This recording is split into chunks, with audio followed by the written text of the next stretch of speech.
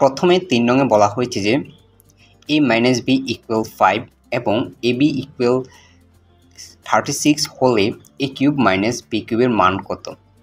অর্থাৎ আমাকে দুইটা রাশি মান দেওয়া আছে এবং a cube minus b cube এই রাশিটার মান জানতে চাচ্ছে।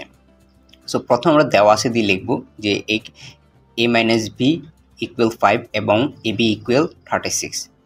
তারপর আমরা যে রাশিটার মান জানতে চেয়েছি ওইটা আমরা প্রদত্ত রাশি দিয়ে লিখব। তো আমরা লিখব প্রদত্ত রাশি সমান সমান a cube minus b cube.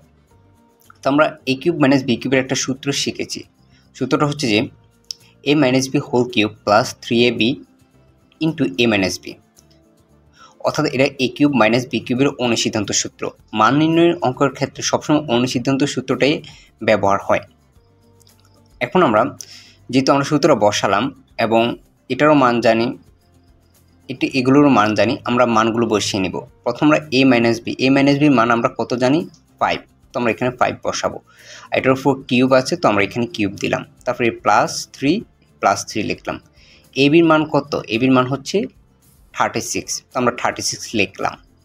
তারপর a মাইনাস b এটার মান কত 5, তো আমরা এখানে ইন্টু 5 দিয়ে লিখলাম। এগুলো তিনটা কিন্তু একটার সাথে একটা গুণ আকারে, 3 সাথে ab গুণ এবং a মাইনাস b সাথে ab গুণ আকারে আছে, তো এগুলো আমরা ডট দিয়ে লিখলাম গুণ আকারে। এখন 5 কিউব মানে বোঝানো হয়েছে 3টা 5 গুণ। আমরা যদি 3টা 5 গুণ করি তাহলে কত পাবো আমরা যদি 5 এ গুণ করি 5 5 কত, আমরা যদি 2টা 5 গুণ করি তাহলে কত পাবো 25। আবার যদি 25 এর সাথে 5 গুণ করি তাহলে পাবো কত 125।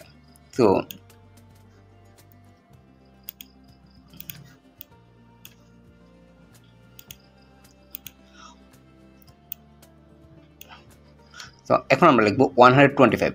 আর 3 এর সাথে 5 গুণ করলে 15 বা 15 এর সাথে আমরা 36 গুণ করলে 540। তো আমরা 125 যোগ 540 এই দুটো দিয়ে আমরা যোগ করি তাহলে পাবো 675। সো এটাই হচ্ছে আমার অ্যান্সার।